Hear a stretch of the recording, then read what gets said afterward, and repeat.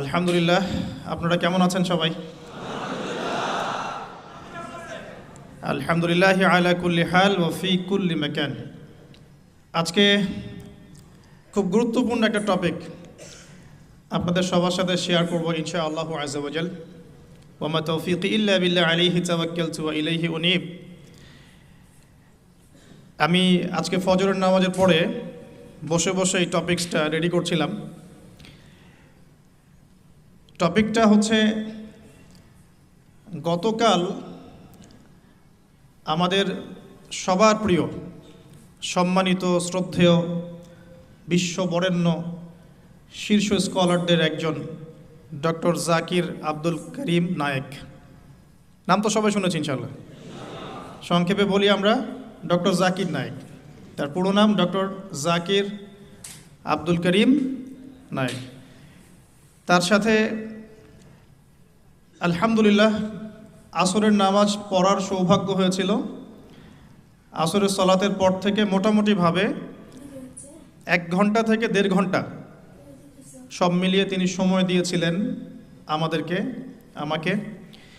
এই মোজাকারাতে এত চমৎকার কিছু কথা তিনি বলেছেন আমাকে, যেগুলো আপনাদের সাথে শেয়ার না করে থাকতে পারছি না।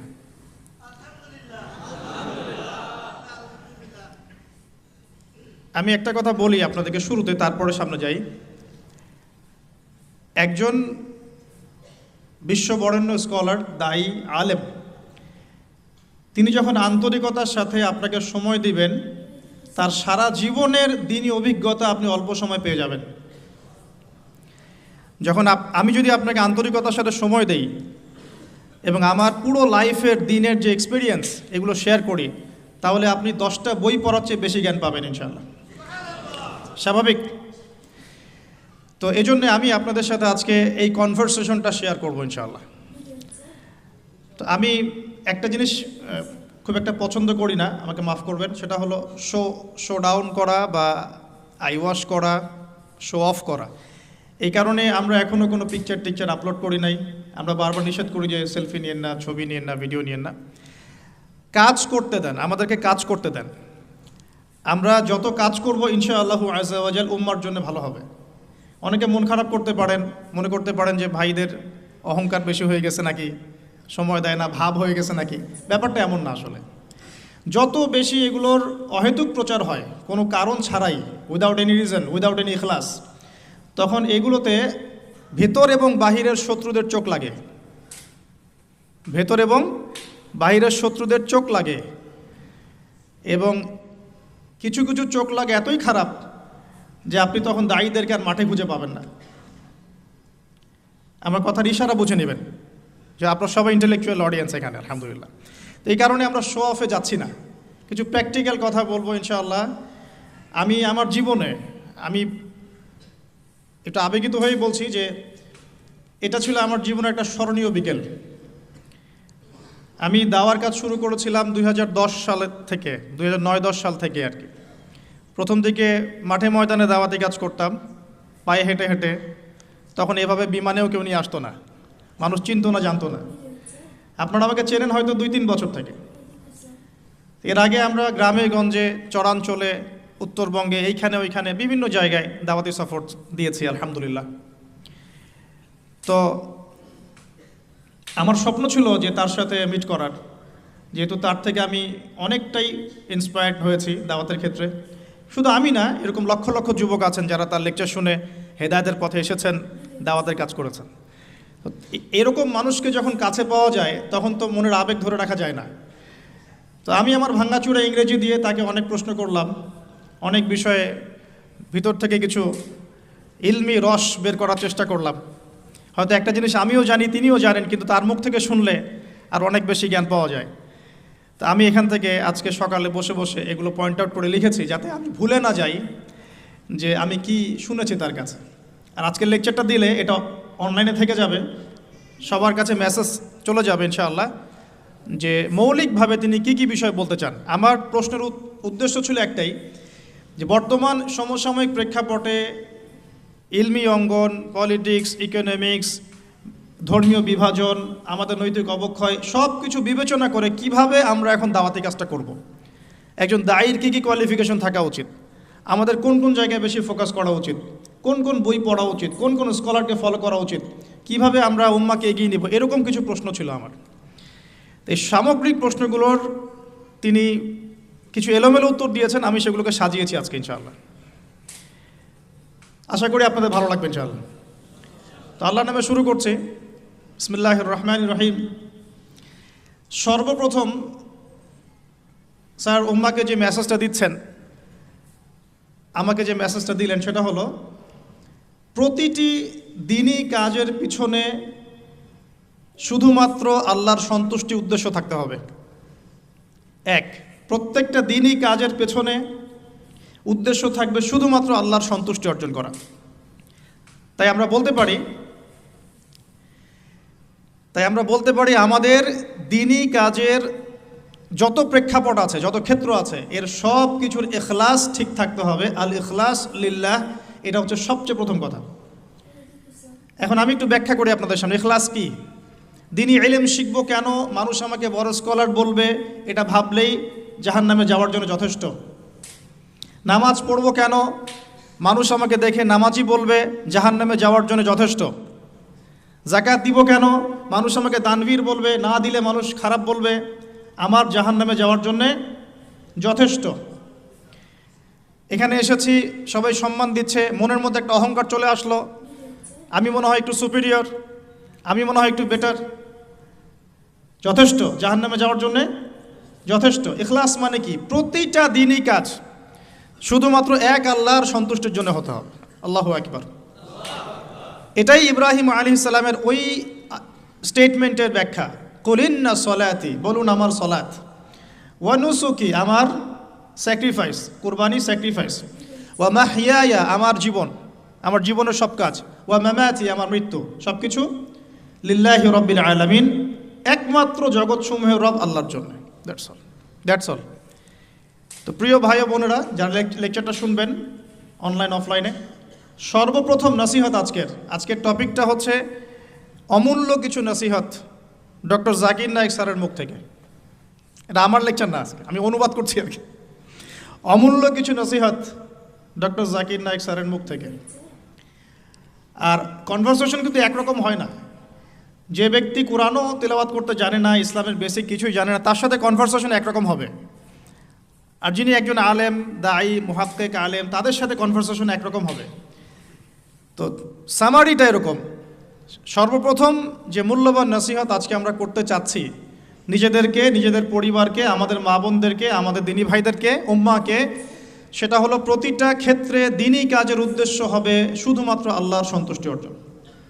এটার নাম হলো ইখলাস। এর নাম কি ভাই? ইখলাস। আল ইখলাসু বিল্লাহ আও ইখলাসু লিল্লাহ, এটা সর্বপ্রথম।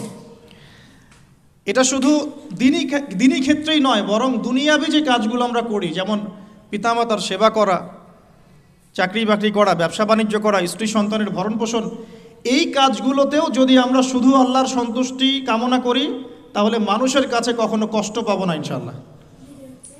আর যখনই আমরা অন্যের কাছে কিছু আশা করতে যাই, তখনই আমরা কষ্ট পাই। স্ত্রীর জন্য করছেন, প্রবাসে থেকে কষ্ট করে টাকা উপার্জন করে দেশে পাঠাচ্ছেন।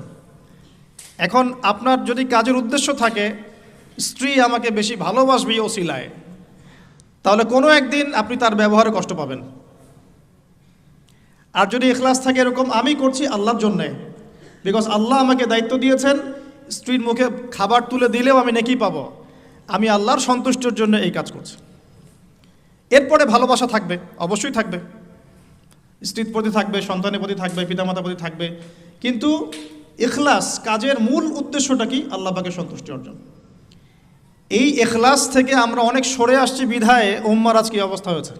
বিশ্বাস করেন, আমরা অনেকেই লেকচার দেই মানুষকে সন্তুষ্ট করার জন্য, আমরা অনেকে মসজিদে নামাজ পড়াই মসজিদ কমিটিকে সন্তুষ্ট করার জন্য, আমরা অনেক সময় তারাবি পড়াই মানুষকে সন্তুষ্ট করার জন্যে, খুতবা দেই মানুষের মেজাজ বুঝে, কোনটা বললে লোক আমাকে রিসিভ করবে, কোনটা বললে করবে না।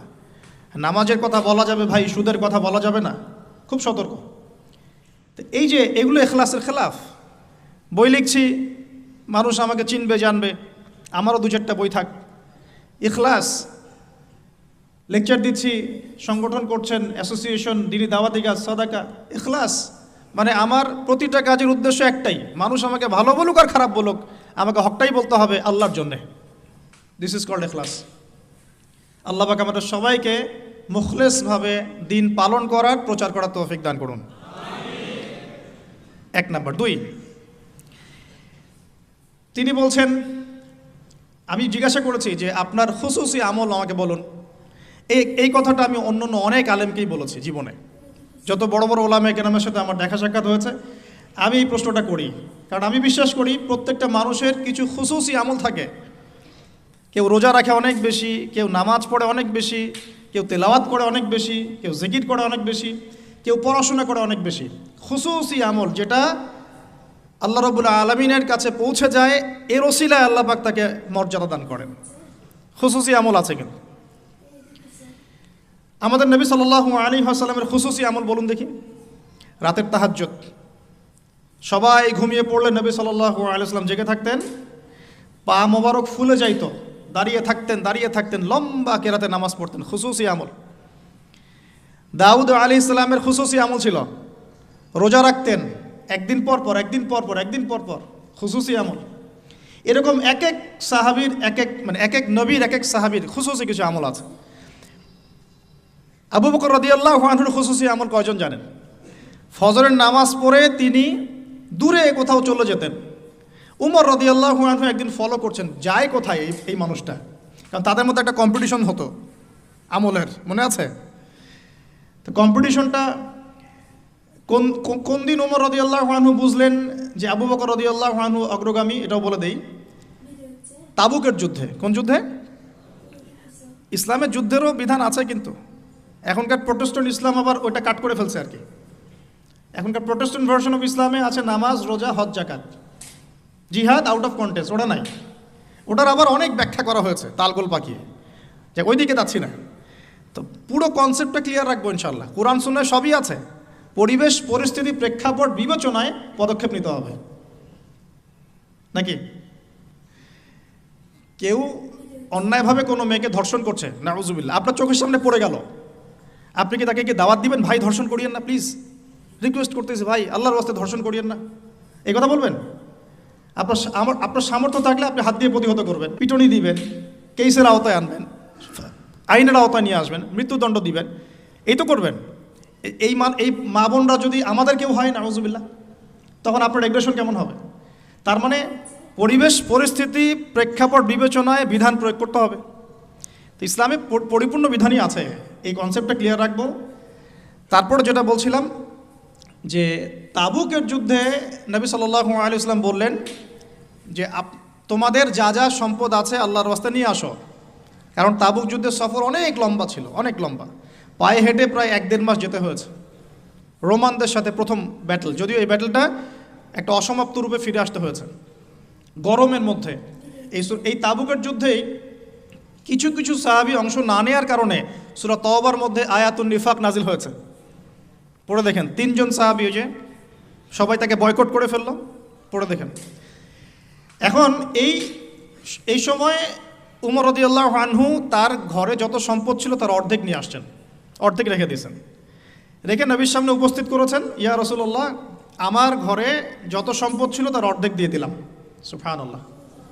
মানে কি, ভাইয়ের 6টা গাড়ি আছে 3টা দিয়েছেন, 4টা বাড়ি আছে 2টা দিয়েছেন, হ্যাঁ 2 একর জমি আছে 1 একর দিয়েছেন, মানে আপনার $2 মিলিয়ন আছে 1 মিলিয়ন দিয়েছেন। কত বড় হৃদয় থাকলে মানুষ এই কাজটা করতে পারে? আমাদের তো 100 টাকাই বের হয় না। ঠিক আছে, আল্লাহ মাফ করুক। আবার যারা দানবীর তারা দান করেন, মাশাআল্লাহ। তবে আমি রিকোয়েস্ট করবো দানটা সঠিক জায়গায় করবেন, উল্টাপাল্টা জায়গায় দান করবেন না। এমন জায়গায় দান করবেন যেখানে দান করলে সদকায়ে জারিয়ার মাধ্যম থাকে, কন্টিনিউয়াসলি এটা আপনি বেনিফিটেড হতে থাকেন এমন কিছু, এবং এগুলো দিয়ে ইসলামের খেদমত হয়, এমন জায়গায় দান করবেন ইনশাআল্লাহ। তো এবার আবু বকর রাদিয়াল্লাহু আনহু এসে বলছেন, হয়তোবা আবু বকর রাদিয়াল্লাহু আনহুর সম্পদ উমর রাদিয়াল্লাহু আনহুর মতো ছিল না, কিন্তু তিনি এসে বলছেন আমার ঘরে আল্লাহ এবং তার রাসূলকে রেখে যা ছিল সবই নিয়ে আসছি। হয়তোবা তার সম্পদ কম ছিল, কিন্তু কথাটা কি বলেছেন? আমি ঘরে আল্লাহ এবং তার রাসূলকে রেখে দিয়ে সবই নিয়ে আসছি। তো উমর রাদিয়াল্লাহু আনহু বলছেন যে এই দিন এই ব্যক্তিকে আমি হারাতে পারি নাই, আর জীবনও পারবো না। কথা কি বুঝতে পারছেন?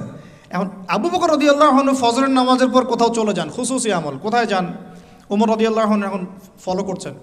ফলো করতে করতে করতে করতে দেখলেন দূরে একটা বৃদ্ধা মহিলার ঘর আছে, অনেক দূরে, কাম্পুঙ্গের মতো, ঠিক আছে? বৃদ্ধা মহিলার ঘর আছে। তো সেই ঘরে তিনি প্রবেশ করলেন, কিছুক্ষণ পর বের হয়ে আসলেন। তিনি আবার জায়গাতে চলে গেলেন। উমর রাদিয়াল্লাহু আনহু কিন্তু ঘুরে ফিরে ফলো করছেন। তিনি যখন চলে গেলেন, উমর ইবনুল খাত্তাব ওই ঘরে ঢুকলেন। ঢুকে দেখলেন এক বৃদ্ধা মহিলা বসে আছে, চোখে দেখে না, চোখে দেখতে পারে না। তখন তিনি জিজ্ঞাসা করলেন যে কে আপনি? পরিচয় দিলেন, কি সমস্যা আপনার? আমি চোখে দেখতে পারি না। এই যে ব্যক্তি একটু আগে আপনার ঘরে এসেছিল, সে কি করলো, কেন আসে প্রতিদিন? ইনভেস্টিগেট করছেন। তখন ওই বৃদ্ধা বলছেন এক ব্যক্তি আসে প্রতিদিন ফজরের পরে, এসে আমার ঘরের কাজকর্ম করে দিয়ে যায়। আমি চোখে দেখতে পারি না, তো ঘরের কাজকর্মগুলো করে দিয়ে চলে যায়। আমি জানি না সে ব্যক্তিকে, আল্লাহ তার ভালো করুক। উমর রাদিয়াল্লাহু আনহু তখন চোখ দিয়ে দরদর করে পানি পড়তে লাগলো আর বলতে লাগলেন যে হে মুসলিম জাহানের খলিফা, আপনি পরবর্তী খলিফাদের জন্যে রাস্তা কতই না কঠিন করে দিলেন। আসলে এই শিক্ষাগুলো তাদের মধ্যে ছিল বলেই তো সমাজটা অমন ছিল। দেখুন কোন মানুষদেরকে নিয়ে আমরা সমাজ চালাবো। আমরা যদি এই যুগের আবু বকর, ওমর, ওসমান, আলী হতে না পারি, তাহলে এই যুগেও ইসলামী খেলাফা কায়েম হবে না। আগে মানুষ লাগবে তো ওই রকম। আমরা সবসময় দেখা যায় উপরের লেভেলে গালিগালাজ করতে বেশি পছন্দ করি। তো বিশ্বাস করেন আমাদের প্রেক্ষাপটে জনসাধারণের যা অবস্থা, জনগণের ঈমান, আমল, ইনসাফ, ইখলাস এগুলোর যে অবস্থা, তাতে এর চেয়ে বেটার কিছু আশা করা যায় না। যখন আমরা ঠিক হয়ে যাব ইনশাআল্লাহ, আল্লাহ পাক অবশ্যই যোগ্য নেতৃত্ব দিবেন ইনশাআল্লাহ, ইনশাআল্লাহ আযজা ওয়া জাল। তো খুশুসি আমলটা একটু বোঝালাম, এটা কিন্তু আপনারও থাকতে পারে, আমি জানি না, আমার একটা আছে, আপনি জানেন না, ঠিক আছে? তো এখন আমি জিজ্ঞাসা করলাম যে স্যার আপনার খুশুসি আমল বলুন, কিছু এমন কিছু খুশুসি আমল যেটার ওসিলায় হয়তো আল্লাহ পাক আপনাকে এই মাকাম এনেছেন বলে আপনি মনে করেন, ইউ থিঙ্ক সো। তো তিনি বলছেন প্রথমে 5 ওয়াক্ত নামাজ, 5 ওয়াক্ত নামাজ, 5 ওয়াক্ত নামাজ তিনি জামাত মিস করেন না। 5 ওয়াক্ত নামাজ তিনি জামাত এই বয়সেও মিস করেন না, মাশাআল্লাহ। তিনি বলছেন আমরা অনেক সময় দাওয়াতের কাজ করি, দাওয়াতের মেহনত করি, অনেক বড় বড় কথা বলি, নামাজ ঠিক থাকে না। এই ব্যক্তিদের ঈমান আমল দিয়ে দাওয়াতের কোনো কাজ নাই। তাহলে আমরা এখন লেসন পেলাম, ইখলাসের পরে আমরা সর্বপ্রথম ফোকাস করব কোথায় ভাই? জামাতে না বাসায়? জামাতে। যদি জামাত ছুটে যায় তাহলে মসজিদে গিয়ে যদি জামাত করা পসিবল হয় করব, না হলে যদি বাসায় করা পসিবল হয় সেখানে করব। যদি সফরে থাকি, আপনি মুসাফির, আপনার জন্য অপশন আছে, চাইলে কসর করবেন, চাইলে একাকি পড়বেন, মুসাফির। কিন্তু মুকিম অবস্থায় সর্বোচ্চ চেষ্টা করব জামাত ধরার জন্য। আল্লাহ পাক আমাকে তৌফিক দান করুন, আপনাদের সবাইকে তৌফিক দান করুন। এখানে দুটো কথা আমি অ্যাড করছি আমার পক্ষ থেকে, সেটা হলো যে আমি প্রথম লেকচারে বলেছিলাম যে অনেক মসজিদ দিন দিন বাইতুল্লাহ থেকে বাইতুন নাস হয়ে যাচ্ছে। অনেক মসজিদে প্রকৃত নামাজ থাকছে না, নামাজের রুকু সেজদা ঠিক হচ্ছে না। এক্ষেত্রে আমরা কি করব? আমরা ইমাম সাহেবদেরকে নসিহা করব এবং বোঝানোর চেষ্টা করব যেন নামাজটা তারা একটু ধীর স্থিরভাবে পড়ায়। নামাজের গভীরতায় ঢোকার চেষ্টা করব, কি পড়ছি বোঝার চেষ্টা করব, কি বলছি বোঝার চেষ্টা করব। অর্থ বুঝে নামাজ পড়লে ইনশাআল্লাহ তাআলা এই নামাজ আল্লাহর আরশ পর্যন্ত পৌঁছে যাবে ইনশাআল্লাহ। আর যদি আমরা নামাজের ব্যাপারে গাফেল থাকি এবং নামাজে ফাঁকিবাজি করি, নামাজের আধ্যাত্মিকত্ব, মারেফত নষ্ট হয়ে যায়, তাহলে কিন্তু সমস্যা। আমরা যেটা করি, নামাজের ইখতিলাফি কিছু মাসআলা নিয়ে বেশি ঝগড়া করি। হাত বাঁধবো কোথায়, আমিন জোরে না আসতে, রফুল ইয়াদাইন করবো কি না, পায়ে পা লাগাবো কি লাগাবো না, সূরা ফাতিহা পড়বো কি না, ব্যাস এই তো আলোচনা, তো এতটুকু। ইখতিলাফি মাসআলাগুলোকে নিয়ে আমরা কথা বলতে বলতে নামাজের মূল জায়গা থেকে সরে আসছি। মূল জায়গাটা আমি একটু বোঝাচ্ছি আপনাকে। মূল জায়গাটা হচ্ছে নামাজে যে কথাগুলো আমরা আল্লাহর সাথে বলছি, সুবহানাহু ওয়া তাআলার সাথে, এই কথাগুলো আমরা বুঝি কিনা, এই কথাগুলো বুঝে আমি আল্লাহকে পাচ্ছি কিনা নামাজে। নামাজ মুমিনের মেরাজ, আল্লাহর সাথে সাক্ষাৎ। কখনো কি নামাজ পড়ার পরে এই ফিলিংসটা আসছে কিনা যে আমি আল্লাহর সাথে কথা বললাম? সুবহানাল্লাহ। এখানে পরিশুদ্ধভাবে নামাজ পড়ার জন্যে অবশ্যই নামাজের অর্থ বুঝতে হবে, ধীর স্থিরতা বজায় রাখতে হবে এবং তার তিলের সাথে সময় দিয়ে দিয়ে কাজ করতে হবে। তাড়াহুড়ার কোনো প্রয়োজন নাই। ইনশাআল্লাহ দেখবেন আল্লাহর পক্ষ থেকে আল্লাহর নূর আসবে ইনশাআল্লাহ। এই নামাজেই দোয়া কবুল হবে ইনশাআল্লাহ। আল্লাহ পাক আমাদেরকে পরিপূর্ণ নামাজি হওয়ার তৌফিক দান করুন। এরপরে তিনি বলেছেন সেটা হলো তাহাজ্জুদের সলাতের কথা। কিসের কথা? তাহাজ্জুদের সলাতকে উনি অনেক বেশি গুরুত্ব দেন এবং আমাদেরকে নসিহত করেছেন আমরা যেন তাহাজ্জুদের নামাজকে গুরুত্ব দেই। এই সময় আল্লাহ রাব্বুল আলামিন প্রথম আসমানে নেমে আসেন এবং বান্দাকে আহ্বান করতে থাকেন, কে আছো আমার কাছে কিছু চাইবে আমি তোমাকে তাই দিব, কে আছো আমাকে ডাকবে আমি তোমার ডাকে সাড়া দিব, কে আছো আমার কাছে ইস্তেগফার করবে আমি তোমাকে ক্ষমা করে দিব। এভাবে আল্লাহ রাব্বুল আলামিন ফজর পর্যন্ত বলতে থাকেন। অথচ আমরা এখন ঘুমাই রাত 2টায় 3টায়। আল্লাহ আমাকে মাফ করুন, আপনাদেরকে মাফ করুন। এবং রাসূল সাল্লাল্লাহু আলাইহি ওয়াসাল্লামের মতো রাত্রি যাপন করার তৌফিক দান করুন। তো এটার নবী সাল্লাল্লাহু আলাইহি ওয়াসাল্লাম 2 করে পড়তেন, 2 রাকাত, তারপর 2 রাকাত, তারপর 2 রাকাত, তারপর 2 রাকাত, শেষে বেতর, মোট 11 রাকাত। আমরা চেষ্টা করব যদি ছোট সূরা জানি সূরাগুলোকে বারবার রিপিট করার, যদি বড় সূরা কেরাতে পড়তে পারি মাশাআল্লাহ আরও ভালো, রুকুটাকে লম্বা করার, সেজদাকে লম্বা করার এবং সিজদায় গিয়ে বেশি বেশি দোয়া করার। যেহেতু তাহাজ্জুদ একটা নফল সালাহ, আপনি যদি আরবি দিয়ে দোয়া করতে নাও জানেন তাহাজ্জুদে আপনি বাংলাতেও দোয়া করতে পারবেন ইনশাআল্লাহ। ইনশাআল্লাহ কোনো সমস্যা নেই, কিন্তু অ্যাটলিস্ট আপনি দোয়া করার চর্চা শুরু করুন। আল্লাহর কাছে সেজদায় পরে কান্নাকাটি করার অভ্যাস তৈরি করি। আল্লাহ তৌফিক দান করুন। এবং এই সময় বেশি বেশি দোয়া করতে হবে। আমি এই কথাটা শুধু তার কাছেই প্রথম শুনিনি, এর আগে আরও অনেক বড় বড় আলেমরা এই কথাটাই বলেছেন যে তাহাজ্জুদ গোজার হতে হবে। আল্লাহ পাক আমাকে তাহাজ্জুদ গোজার হওয়ার তৌফিক এনায়েত করুন, আপনাদের সবাইকে তৌফিক দান করুন।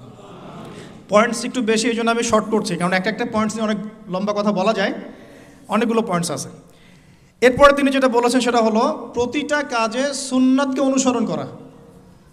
প্রতিটা কাজে সুন্নাতকে অনুসরণ করা। ঘুমাবো, সুন্নত নাই? ঘুমানোর সুন্নত কানে হেডফোন দিয়ে গান শুনতে শুনতে ঘুমাবো, এখনকার সুন্নত নাকি? একটু টিভি দেখে, ইউটিউব দেখে রিল্যাক্স, মাশাআল্লাহ, আস্তাগফিরুল্লাহ। ঘুমানোর সুন্নাত কি? সম্ভব হলে একটু ওযু করে নেওয়া।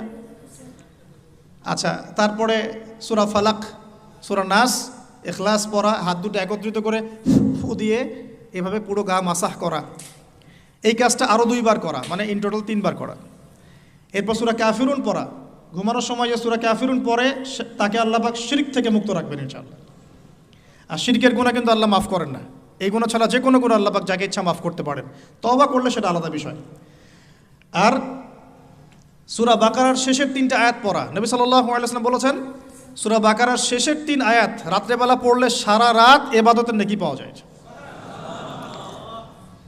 এখানে একটা কথা বলে নিই, যদি ঘুমাতে একটু দেরিও হয়ে যায়, 12টা বেজে গেছে মনে করেন, ওযু করে 2 রাকাত নামাজ পড়ে ঘুমিয়ে যান, ইনশাআল্লাহ আপনি রাতের বেলা দাঁড়িয়ে থাকার নেকিটা পাবেন ইনশাআল্লাহ, কিয়ামুল লাইলের নেকি পাবেন ইনশাআল্লাহ। জরুরি না যে একদম আপনাকে প্রথমে ঘুমিয়ে শেষে উঠে আবার এই প্র্যাকটিসটা প্রতিদিন করতে হবে। অনেকে হয়তো পারবে না, অনেকে জব করে, অনেকের অনেক সমস্যা থাকতে পারে, অনেকে রাত্রে কাজ করে। তো দেরি হয়ে গেলে ঘুমানোর ক্ষেত্রে অ্যাটলিস্ট 2-4 রাকাত নামাজ পড়ে তারপর ঘুমিয়ে যান। পারলে আপনার স্ত্রীকে পিছনে নেন, আপনার বাচ্চাকে ডান পাশে নেন, যে জেগে আছে ওই ভাইকে পিছনে নেন, জামাত হয়ে যাবে। এই চর্চাগুলো না হলে আসলে সমাজ পরিবর্তন হবে না, পরিবারই পরিবর্তন হবে না, সমাজ তো পরের কথা। আর আমল এভাবে না বাড়ালে আমরা এই যুগের আবু বকর ওমর হতে পারবো না। আর এই যুগের আবু বকর ওমর হতে না পারলে আমাদের হাতে ইসলামী খেলাফা আসবে না। আমাদের টার্গেট খেলাফা, ওইটা টার্গেট, কিন্তু ওই জায়গায় না যাওয়া পর্যন্ত মুসলিম উম্মার কোনো শান্তি নাই। ওই জায়গায় না যাওয়া পর্যন্ত আমরা সারা বিশ্বে মাইর খেতেই থাকবো। ওই জায়গায় যখন মুসলিমরা ছিল তখন কেউ আমাদের দিকে চোখ তুলতে পারতো না, কোনো মুসলিম বোনের দিকে খারাপ নজরে তাকাতে পারতো না। আজকে কারাগারের পর কারাগার ভরে ফেলছে মুসলিম মেয়েদেরকে দিয়ে। মিডল ইস্টের খবর জানেন, ইয়েমেনের খবর রাখেন, সিরিয়ার খবর রাখেন, প্যালেস্টাইনের খবর রাখেন, সবাই জানে, ওপেন সিক্রেট, এগুলো তো নতুন করে বলার কিছু নাই। তো ওই জায়গা থেকে আমরা সরে আসছি বিধায় আমাদের উপর থেকে ওই কর্তৃত্বটা আল্লাহ পাক নিয়েছেন। এটা আমাদের উপর আযাব বলা যায়, পরীক্ষা, আযাব। তো এই আমলগুলো বাড়াতে হবে। আল্লাহ পাক তৌফিক দান করুন।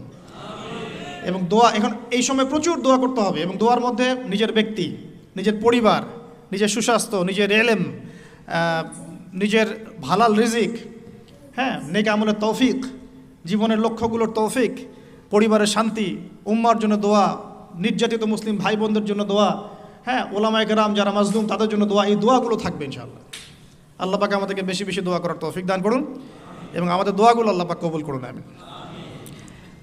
তো এই তাহাজ্জুদ সম্পর্কে সংক্ষিপ্ত কিছু কথা বলার পরে বলছিলাম প্রফেটিক লাইফস্টাইল, মানে ঘুমানোর সময় সুন্নাহ, ঘুম থেকে উঠে সুন্নাহ নাই, ঘুম থেকে উঠে সুন্নাহ হোয়াটসঅ্যাপ চেক করা, কি হলো ফোনের মধ্যে নাকি? ঘুম থেকে উঠে সুন্নাহ চোখ একটু ঘষা 3 বার, মুখটা ঘষা, মুখ থেকে ঘুমের ভাব দূর করা, আলহামদুলিল্লাহিল্লাযী আহইয়ানা বা'দা মা আমাতানা ওয়া ইলাইহিন নুশুর। যদি শেষ রাত্রে ওঠেন সূরা আলী ইমরানের শেষের 10 আয়াত পড়া, এটাও সুন্নাহ। তারপরে ইস্তিনজা যাই আমরা, ইস্তিনজায় গিয়ে আগে 2 হাত কবজি পর্যন্ত ধুয়ে ফেলতে হয়, নাকে 3 বার পানি দিতে হয়, কারণ শয়তান নাকের ভিতর রাত কাটায়।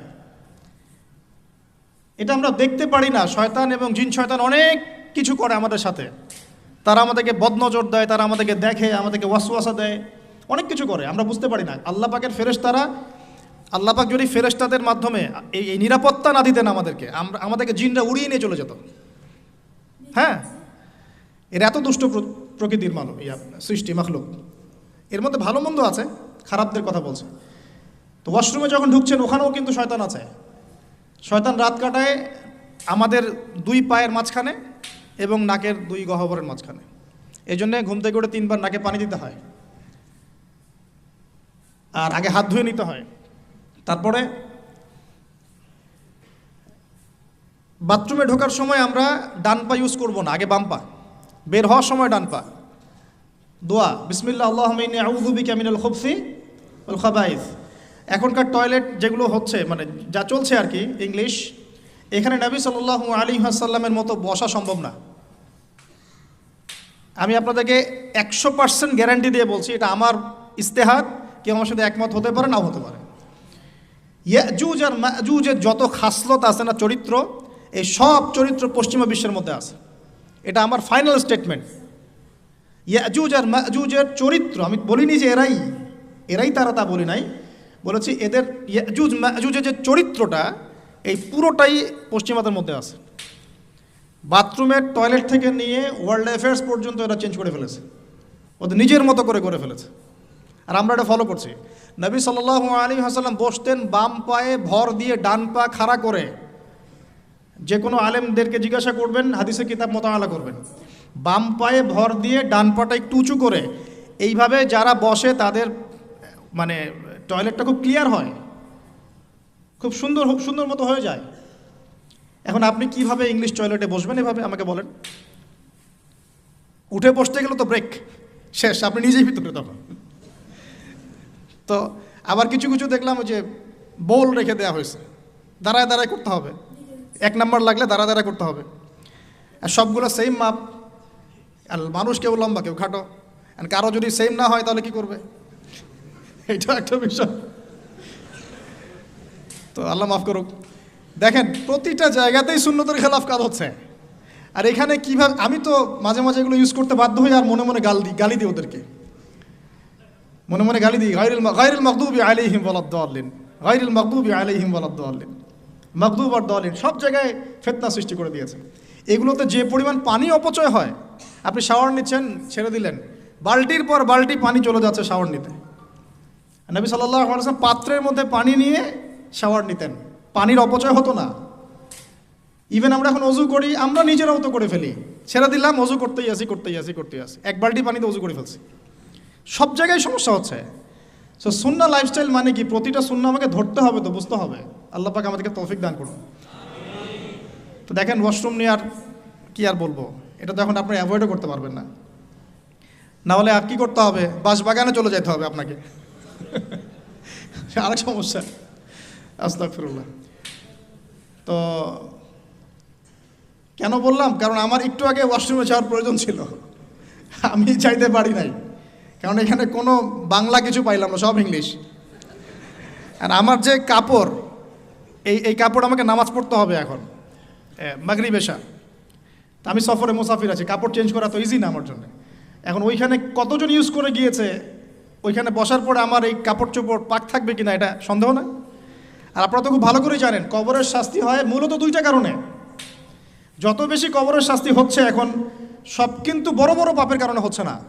দুইটা কারণ মেজর। একটা হচ্ছে পেশাবের অপবিত্রতা থেকে পবিত্র না হওয়া, পেশাবের ছিটা ফোটা থেকে পবিত্র না হওয়া। আরেকটা হচ্ছে চগলখুরি করা। কি করা? মানে চগলখুরি বোঝাতে পারছে কিনা, একজনের কথা আরেকজনের কাছে লাগানো, যেটা গণতান্ত্রিক সুন্নাহ। এটা কিন্তু গণতান্ত্রিক সুন্নাহ, মানে পলিটিক্স আপনাকে করতে হলে এই সুন্নাহই ফলো করতে হবে। এর কথা ওরে বলতে হবে, ওর কথা ওরে বলতে হবে, নাহলে তো পথ থাকবে না। আর পথ তো এখন সব হিরো আলমদের, মাশাআল্লাহ। মাঝে মাঝে মনটা চায় যে আমিও দাঁড়াই। এরা যদি দাঁড়াইতে পারে তাহলে আমরা পারি না কেন? কি সমস্যা? পড়াশোনা কি করি নাই কিছুই? অ্যাটলিস্ট ওর চেয়ে তো ভালো বুঝবো। সুবহানাল্লাহ। তো যাই হোক, ওইদিকে না যাই, না হলে আবার কখন গায়েব হয়ে যায় বলা যায় না। ঠিক আছে, আচ্ছা, আস্তাগফিরুল্লাহ। তো প্রিয় ভাইরা, প্রফিটিক লাইফস্টাইল প্রতিটা জায়গায়, ঘুম থেকে ওঠা, ওয়াশরুম যাওয়া, বের হলাম, বের হয়ে অজু করে ফেলেছেন। এখন অজু করার, যখনই অজু করবেন ওই অজু দিয়ে 2 রাকাত নামাজ পড়ার চেষ্টা করেন। নবীজি যখন জান্নাতে মেরাজের রাতে জান্নাতে গিয়েছেন, নবীজি সাল্লাল্লাহু আলাইহি ওয়াসাল্লাম বলেছেন, আমি যখনই জান্নাত গিয়েছি, মানে আমাকে যখনই জান্নাত দেখানো হয় তখনই আমি বেলাল তোমার পায়ের শব্দ শুনতে পারি। সুবহানাল্লাহ। হে বেলাল, তুমি কি এমন আমল করো আমার আগে আগে তোমার পায়ের শব্দ শুনতে পারি? তো বেলাল রাদিয়াল্লাহু আনহু বলছেন, ইয়া রাসূলুল্লাহ, আমি তো আপনি যে আমল শিখিয়ে দিয়েছেন এগুলাই করি, এক্সট্রা তো কিছু করি না। শুধু একটা কাজ আমি করি। কি সেটা? তিনি বলছেন, আমি যখনই অজু ছুটে যায় অজু করি, মানে যখনই ইস্তেঞ্জা করি, অজু ছুটে যায়, অজু করার চেষ্টা করি, ওই অজু দিয়ে আমি 2 রাকাত তাহিয়াতুল ওযু নামাজ পড়ি। নবীজি বলছেন, হয়তো এই কারণেই তোমার এই মর্তবা দেওয়া হয়েছে। সুবহানাল্লাহ। আল্লাহ পাক আমাদেরকে আমল করার তৌফিক দান করুন। তারপর সলাতে যাবেন, সলাতটা নবীর মতো করে। সলাত শেষ একটু কোরআন তেলাওয়াত করলেন, দিনই পড়াশোনা করলেন, কোনো স্কলারের লেকচার শুনলেন। এবার নাস্তা করতে আসেন। নাস্তার টেবিলে আসলে তো আর সুন্নতের খেলাফ, সুন্নতের কোনো কথাই মনে থাকে না। আর আমি আপনাদের কমিউনিটির মধ্যে এসে দেখলাম সবাই খুব ভোজন রসিক। মাশাআল্লাহ, হ্যাঁ মাশাআল্লাহ, ভালো, খারাপ না, একটা এজ থাকে খাওয়ার। তবে খাওয়ার ক্ষেত্রে এই দুটো হাদিস মাথায় রাখবেন। এক, নবী সাল্লাল্লাহু আলাইহি ওয়াসাল্লাম বলেছেন, একজন মুমিন বান্দার এতটুকু খাওয়ার যথেষ্ট যা দিয়ে সে কোমর সোজা করে আল্লাহর ইবাদত করতে পারে। আর এই পুরো ওয়ার্ল্ডটাই এখন এই কয়েকটা জিনিসের উপর টিকে আছে: খাওয়া, ফ্রি সেক্সুয়াল সম্পর্ক, জুলুম, পলিটিক্যাল জুলুম।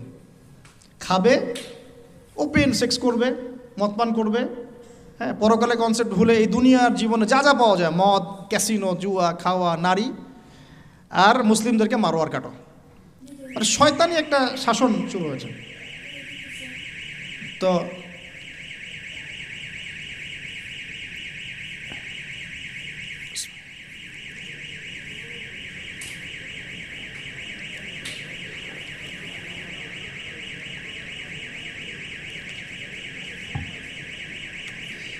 সবাই পড়ি, আউযু বিল্লাহি মিনাশ শাইতানির রাজিম।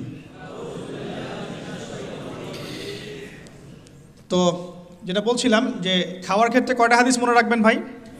এক, একজন মুমিন বান্দার খাওয়া দাওয়ার জন্য এতটুকু যথেষ্ট যতটুকু দিয়ে সে কোমর সোজা করে আল্লাহর ইবাদত করতে পারে। এক, এরপরেও যদি তাকে খেতে হয়, কয় ভাগ? 3 ভাগ। নবীজি বলছেন, মুমিনরা পেটের 1 ভাগ খাবে, 1 ভাগ পানি খাবে, পানি দ্বারা পূর্ণ করবে, আর 1 ভাগ খালি রাখবে শ্বাস প্রশ্বাস চলাচলের জন্য। এই খাওয়ার সুন্নত, খাওয়ার টেবিলেই তো আমরা হেরে যাচ্ছি। আমরা তো খাওয়ার টেবিলেই হেরে যাচ্ছি, আমরা যুদ্ধের মাঠে জিতবো কিভাবে? এক সাহাবী খেজুর খাচ্ছিলেন বদরের যুদ্ধের সময়, এটা আপনার রাহিকুল মাকতুম গ্রন্থে পাবেন। খেজুর খাচ্ছেন, সৈন্য বিন্যাস করা হচ্ছে, নবীজি ভাষণ দিচ্ছেন, ওয়াসারিউ ইলা মাগফিরাতিম মির রাব্বিকুম ওয়া জান্নাহ, ওয়াসারিউ ইলা মাগফিরাতিম মির রাব্বিকুম ওয়া জান্নাহ আরদুহা কাআরদিস সামাই ওয়াল আরদ উইদ্দাত লিল মুত্তাকিন। এরকম আয়াতগুলো পড়ছেন। ওই সাহাবী শুনে হাতের খেজুরগুলো ছুঁড়ে ফেলে দিলেন, দিয়ে ছুটলেন সামনে।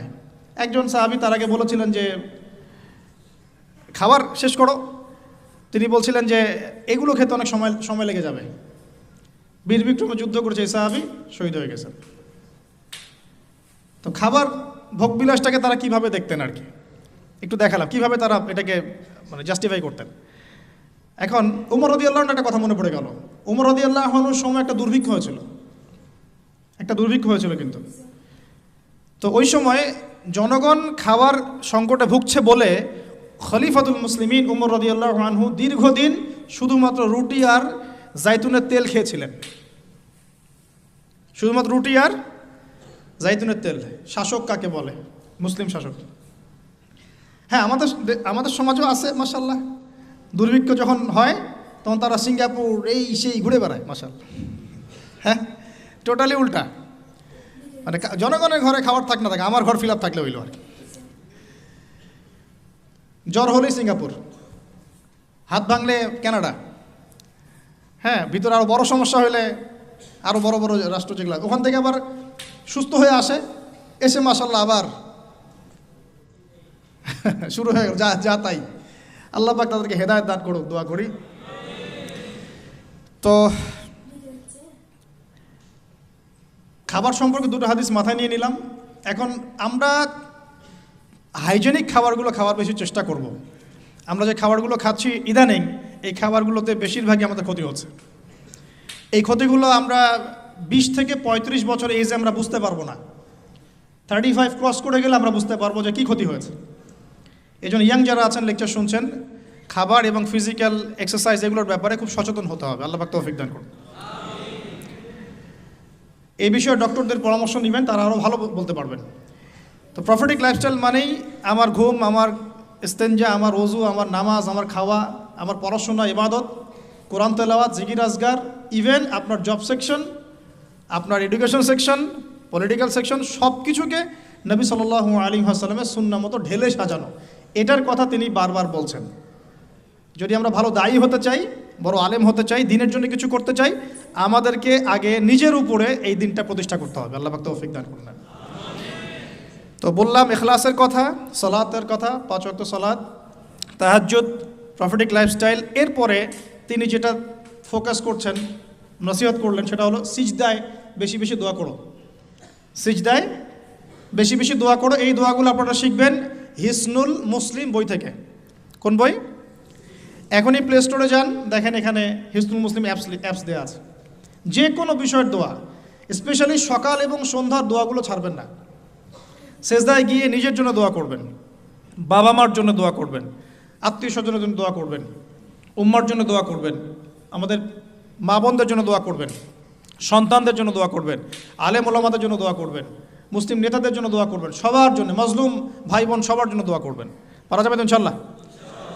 এবং আরবি দিয়ে দোয়া করলে বেশি ভালো, এই কারণে যে আল্লাহ পাক এই ভাষায় কোরআন নাজিল করেছেন। আর আরবি একটা আয়াতকে যত ভাষাতেই অনুবাদ করা হোক না কেন, সেটা আরবির মতো বালাগাত কখনো দেয় না। ওই আবেগ, ওই অনুভূতি, ওই বালাগাত অন্য ভাষা অনুবাদ করলে আসবে না। এই জন্য অ্যারাবিকটা শেখার চেষ্টা করি আমরা সবাই। আল্লাহ তৌফিক দান করুন।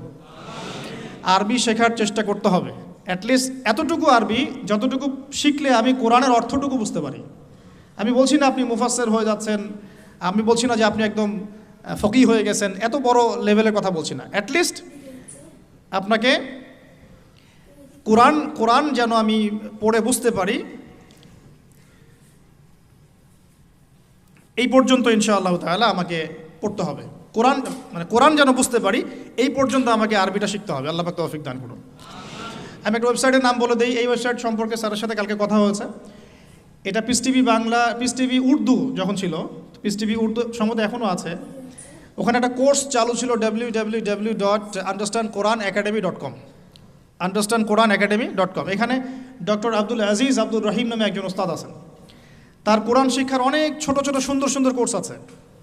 তেলাওয়াতের 50% অনুবাদের, 70% অনুবাদের, 100% অনুবাদের। এই কোর্সগুলো ফাঁকে ফাঁকে করতে থাকেন। আপনার কাজের ফাঁকে ফাঁকে আধা ঘন্টা 1 ঘন্টায় কোর্সগুলো করতে থাকেন। ইনশাআল্লাহ এখানে একটা অ্যানাউন্সমেন্ট আমিও দিয়ে দিচ্ছি যে মালয়েশিয়া সফরের এই বরকতময় সময়ে আমি এই অ্যানাউন্সমেন্টটাও দিতে খুব আনন্দ ফিল করছি যে ইনশাআল্লাহ আমরা অনলাইনে একটা অনলাইন মাদ্রাসা খুলবো ইনশাআল্লাহ। ইসলামিক অনলাইন মাদ্রাসার মতো একটা অনলাইন মাদ্রাসা খুলো, নাম ফিক্স করেছি আমরা এভাবে, তহা জিন্নুরাইন ইসলামিক অনলাইন মাদ্রাসা।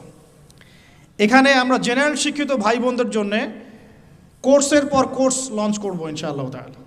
প্রথমে কোরআন শিক্ষার কোর্স, আরবি ভাষা শিক্ষার কোর্স, আরবি ব্যাকরণ শিক্ষার কোর্স, কোরআনের অনুবাদ শিক্ষার কোর্স, হাদিস 100 হাদিস শিখুন, ইসলামের ইতিহাসের উপর কোর্স, ইসলামিক ইকোনমিক্সের উপর কোর্স, এভাবে গ্র্যাজুয়ালি আস্তে আস্তে আস্তে আস্তে লেভেল 1, 2, 3, 4 করতে করতে আমরা 6টা লেভেল পর্যন্ত চিন্তা করেছি।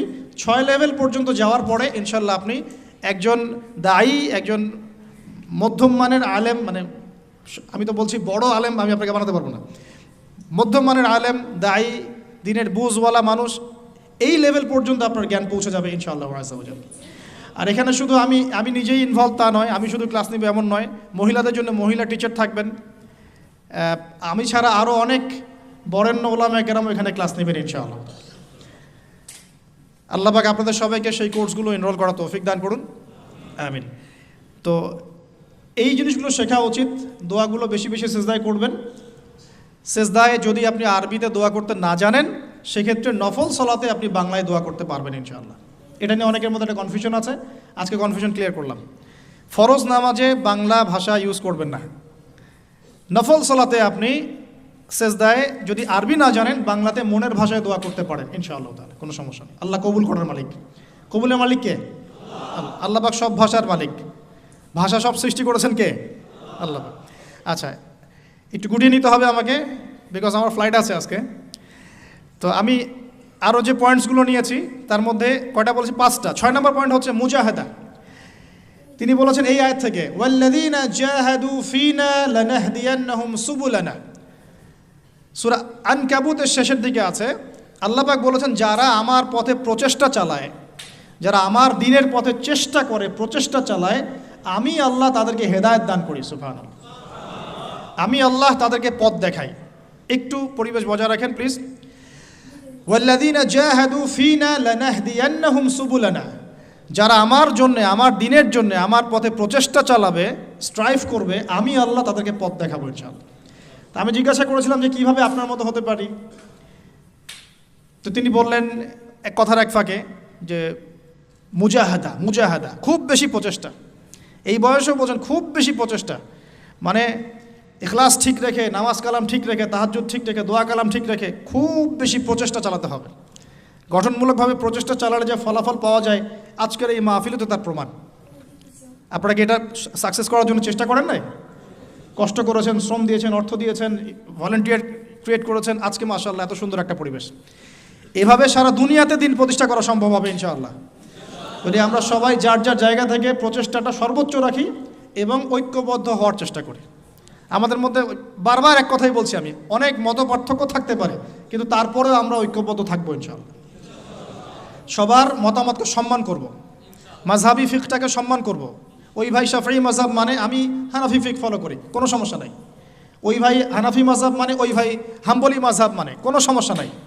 অ্যাটলিস্ট একজন ইমামকে তো সে ফলো করছে, তারপরে আমরা সবাই ভাই ভাই হয়ে থাকবো ইনশাআল্লাহ।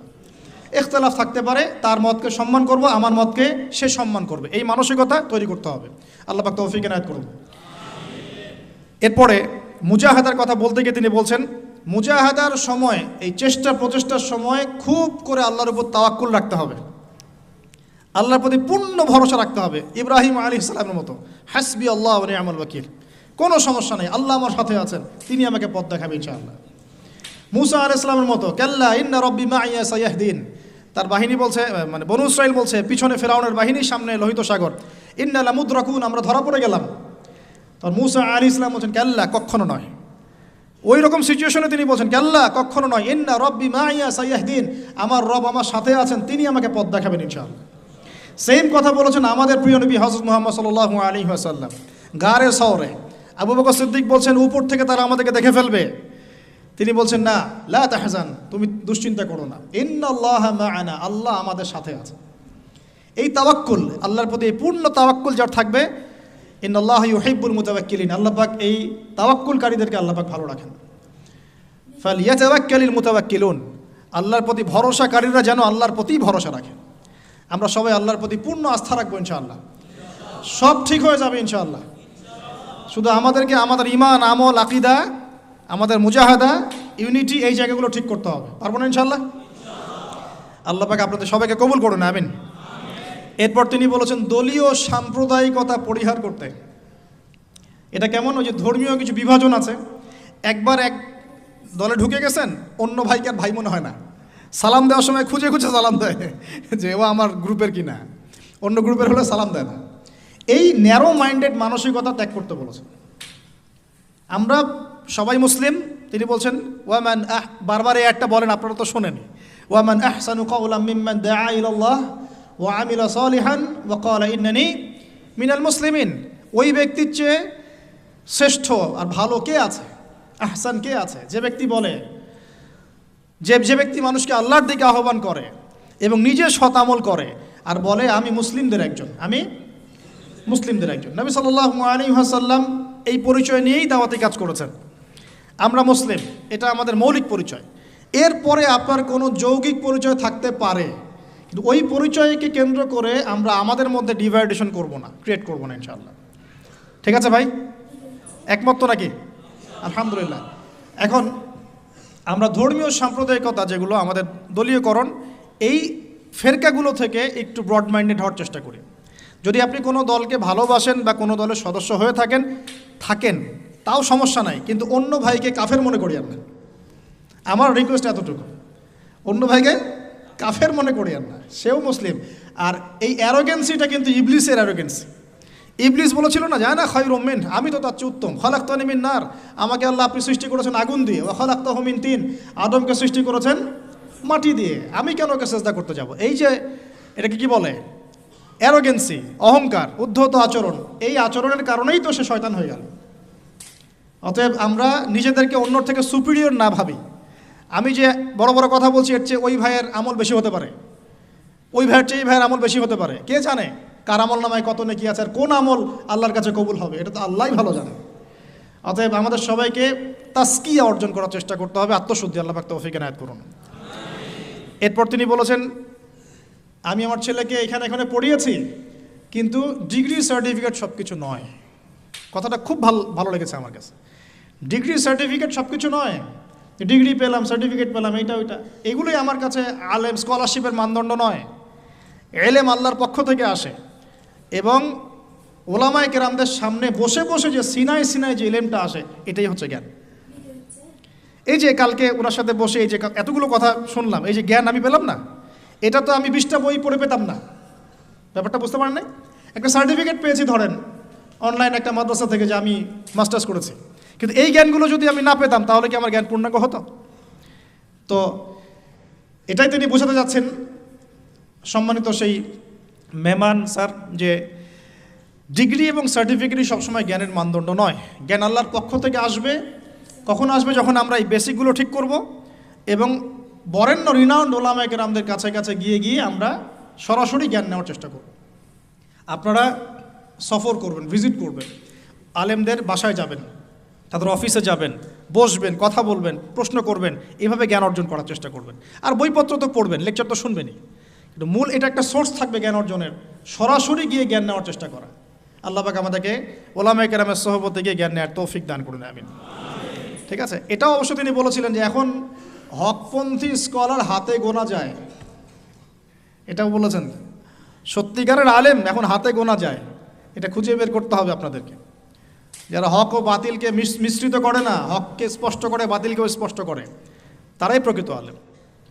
সামান্য কিছু দুনিয়ার স্বার্থে যারা দিনকে বিক্রি করে দিবে, এরা কখনোই প্রকৃত আলেম নয়। তিনি বলছেন হাতে গোনা যায় scholars, very few of them, উনি ওনার মতো করে বলছেন। এখন তো খুব অল্প, হাতে গোনা।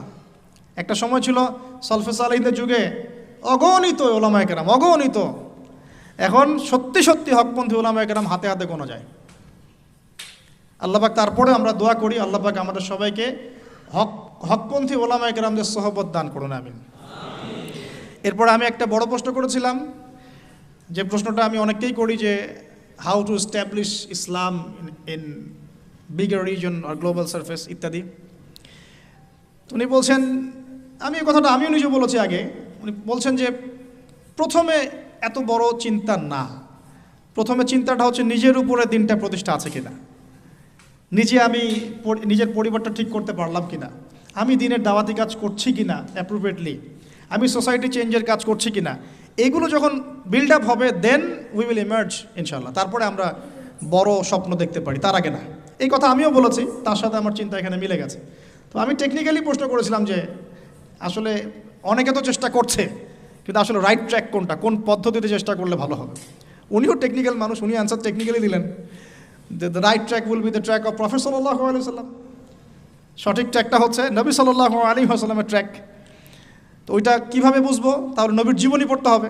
কীভাবে নবী সাল্লাল্লাহু আলাইহি ওয়াসাল্লাম দাওয়াতি কাজ করলেন, দিনটা কায়েম করলেন, ওইটাই হলো সুন্নাহ। তো এই সুন্নাহর আলোকে তিনি বলছেন আগে নিজের উপর, then establish Islam in your family, তারপরে আস্তে আস্তে তোমার পরিচিত মহলে, সোসাইটিতে, যতদূর পর্যন্ত আল্লাহ পাক তোমাকে তৌফিক দান করেন। আল্লাহ পাক আমাদের সবাইকে তৌফিক দান করুন, আমিন। আর ইনশাআল্লাহ সেদিন বেশি দূরে নয় যেদিন এই সমস্ত ছোট ছোট চেষ্টাগুলোকে একজন নেতা ঐক্যবদ্ধ করবেন ইনশাআল্লাহ, তখন খেলা হবে ইনশাআল্লাহ তাআলা। তারপরে আমি বলতে চাই, তিনি বলছেন, আরও বলেছেন যে লেখাপড়া করার ক্ষেত্রে জিজ্ঞাসা করছি, লেখাপড়া স্টাডি করার ক্ষেত্রে আমরা আসলে কোন কোন স্কলার বা কী কী বিষয়কে বেশি গুরুত্ব দিব। তিনি বলছেন এভাবে যে পূর্ববর্তী ওলামায়ে কেরাম যারা, বরেণ্য আগেকার ওলামায়ে কেরাম যারা, সলফে সালেহিন, তাদের কিতাব, তাদের বই, তাদের রিসোর্সগুলোকে বেশি প্রাধান্য দিতে হবে। কারণ তাদের কাছে ছিল একটা সুপ্রিম নলেজ, যেটা আমাদের কাছে এখন ওইভাবে নাই। আমরা ওই বইগুলোর উপর ডিপেন্ডেন্ট। তো পূর্ববর্তী ওলামায়ে কেরাম, বরেণ্য ওলামায়ে কেরামদের কিতাবাদিগুলো মোতাআলা করতে তিনি বেশি উৎসাহিত করছেন। আমিও এটাই আপনাদেরকে নসিহত করছি। আল্লাহ পাক তৌফিক দান করুন।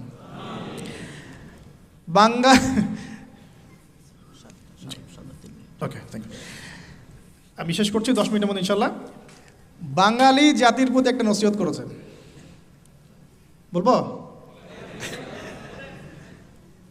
অতি আবেগের চোটে, বাই দ্য ওয়ে, উনি কিছু কথা বলে, উনি খুবই মেহমানদারি কর্নেওয়ালা একজন মানুষ, গেস্টকে খুব সম্মান করেন, মেহমানদারি করেন চমৎকার, অত্যন্ত বিনয়ী মানুষ, সবসময় হাসি মুখে কথা বলেন, যদি একটু হার্ড কথা বলেন সেটাও হাসি মুখে বলেন, এবং নামাজের খুব পাবন্দ, তাহাজ্জুদের খুব পাবন্দ, খুব বেশি দোয়া করেন। এই মানুষটাকে দেখে তো একটু আবেগ ভেসে ওঠে কি না? তো চলে যাওয়ার সময় আমাকে একটা হাদিয়া দিয়েছেন, খুবই স্পেশাল একটা আতর। আমি বলি যে আমার বাসায় কিন্তু প্রচুর আতরের কালেকশন আছে, ওইটা দিয়ে যে কাউকে ফরজ গোসল দেওয়া যাবে, ঠিক আছে, কিন্তু এটা আমার জন্য খুব স্পেশাল এই গিফটটা। সেটা হাজারে আসওয়াদে ইউজ করা হয় এবং তার নাম সিগনেচার করা আছে ওখানে। তো আমি বললাম যে স্যার আরেকটা জিনিস যদি কিছু মনে না করেন তাহলে নিতে চাই। বলো। তো বললাম যে স্যার আপনার টুপিটা দেওয়া যাবে? আমরা কিন্তু আসলে ওই আকীদা লালন করি না যে এটা দিলে বরকত হবে বা এরকম কিছু না, জাস্ট একটা স্মৃতি, তাই না?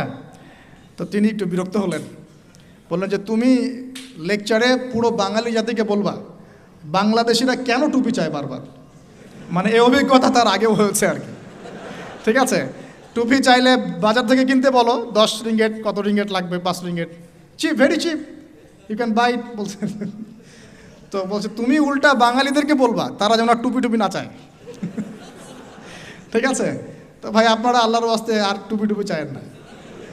আমার কাছে অনেকে চাইছে ভাই টুপিটা, আমার ওই একটাই টুপি, যে ব্ল্যাক টুপিটা ওটা একটাই, ওটা আসলে কিন্তু তার সেকেন্ড কপি নাই, ওটা আমার একটাই। তো এটা আপনারা কইরেন না, আমাদের জাতির মানিজ্যত রাখেন, ঠিক আছে? এর আগে একজনের কথা শুনেছি, যিনি দেখা করতে গিয়েছেন, টাইম দিয়েছেন উনি 5টায়, উনি 5 মিনিট পরে ঢুকেছেন। তখন যিনি ঢুকেছেন তাকে খুব সূক্ষ্মভাবে একটা অপমান করা হয়েছে, তোমরা বাঙালিরা একটু দেরি করেই আসো। তো আল্লাহর ওয়াস্তে আমরা আমাদের এই প্রবলেমসগুলা চেঞ্জ করি, আল্লাহ পাক তৌফিক ইনায়াত করুন। আর সবশেষ তিনি বললেন যে আমার পরিবারের মহিলারাও দাওয়াতি কাজ করে, মাশাআল্লাহ। তা আমরা আমাদের দিনী বোনদেরকে এখানে যারা আছেন উৎসাহিত করব যে আপনারা আপনাদের পরিবারের অনেক বড় দায়িত্বশীল, এবং সত্যি কথা বলতে মা যদি ভালো হয় সন্তান ভালো হবে ইনশাআল্লাহ। এখন আমাদের প্রত্যেক পরিবারের পিতাকে হতে হবে ইব্রাহিমের মতো আলাইহিস সালাম, প্রত্যেক পরিবারের সন্তানরা হবে ইসমাইলের মতো আলাইহিস সালাম, এবং আমাদের মা বোনদেরকে হতে হবে হাজারা এবং সারা আলাইহিম আসসালামের মতো। যদি হাজারা আলাইহাসসালামের মতো মা না হয় পরিবারে, তাহলে ইসমাইলের মতো সন্তান জন্ম হবে না। তিনি ফুল ফ্যামিলি দাওয়াতি কাজ করেন, আমরাও আমাদের ফুল ফ্যামিলি মেম্বারদেরকে নিয়ে দাওয়াতি কাজ করার চেষ্টা করব। আল্লাহ পাক তৌফিক এনায়েত করুন, আমিন। আর তিনি বলেছেন যে আমরা এখন খুব রেস্ট প্রিয় জাতি হয়ে যাচ্ছি, আমাদের নামাজের সময় ঘুমের সময় থেকে বেশি হওয়া উচিত।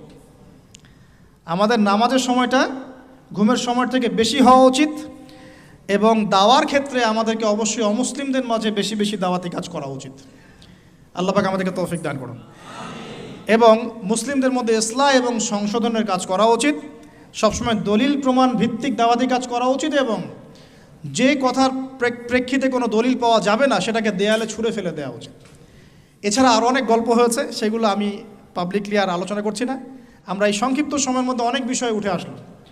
সর্বপ্রথম যে বিষয়টা আমরা ফোকাস করব, আল্লাহ পাকের জন্যে আমরা আমাদের দুনিয়া এবং আখিরাতে সব কাজ করবো ইনশাআল্লাহ। প্রতিটা কাজের ইখলাস ঠিক করবো ইনশাআল্লাহ। এরপরে আমরা সবাই 5 ওয়াক্ত নামাজি হয়ে যাবো ইনশাআল্লাহ। নামাজের ব্যাপারে খুব কঠোর থাকার চেষ্টা করবো ইনশাআল্লাহ। প্রতিটা কাজ সুন্নাহ মাফিক করার চেষ্টা করবো ইনশাআল্লাহ তাআলা। চেষ্টা করব যে প্রতিদিন দিনই ইলম অর্জনের চেষ্টা করা, কিছু কিছু করে হলে ইলম অর্জনের চেষ্টা করা, উলামায়ে কেরামদের দ্বারস্থ হওয়া এবং তাদের কাছে সরাসরি জ্ঞান শেখার চেষ্টা করব তাহাজ্জুদ গোজার হওয়ার জন্য, এবং বেশি থেকে বেশি সিজদায় আল্লাহর কাছে কান্নাকাটি করে দোয়া করার জন্য। আমাদের পুরো পরিবারকে নিয়ে আমরা ইসলামের জন্য কাজ করব ইনশাআল্লাহ। সন্তানদেরকে মানুষ করব ইনশাআল্লাহ, এমনভাবে মানুষ করব যাতে ওরা আগামী দিনে আল্লাহর জমিনে আল্লাহর দিন প্রতিষ্ঠা করতে পারে। ওদের হাতে যেন ইসলামী খিলাফার পতাকা উঠে ইনশাআল্লাহু আযজা ওয়া জাল। এবং সাম্প্রদায়িক হব না, ভেদাভেদে যাব না, বিভক্তির দিকে যাব না, আমরা একটা ঐক্যবদ্ধ প্ল্যাটফর্ম ক্রিয়েট করার চেষ্টা করবো ইনশাআল্লাহ। আল্লাহ পাক আমাদের সবাইকে কবুল করুন। আল্লাহ রাব্বুল আলামিন আজকের এই মাহফিলে যারা উপস্থিত আছেন, আল্লাহ পাক সকলের গুনাহগুলো মাফ করুন। আল্লাহ পাক আমাদের যে ভাইরা অক্লান্ত পরিশ্রম করে আজকের এই মাহফিলটা অ্যারেঞ্জ করেছেন, সকলের নেক হায়াতকে আল্লাহ পাক বৃদ্ধি করুন। খাস করে আমাদের অডিয়েন্সের মধ্যে ইয়াং জেনারেশন যারা আছেন, আমাদের যুবক যুবতী ভাই ও বোনেরা, সবাইকে আল্লাহ পাক দ্বীনের গভীর জ্ঞান অর্জনের তৌফিক দান করুন। সেই জ্ঞানকে কাজে লাগিয়ে আমল করার তৌফিক দান করুন, এবং খুসুসি আমল বাড়িয়ে দিন, গোপন আমল বাড়িয়ে দিন, এবং উম্মাকে ঐক্যবদ্ধ করার তৌফিক দান করুন। এই যৌবনকালটাকে আল্লাহর জন্য বিলিয়ে দেওয়ার তৌফিক দান করুন।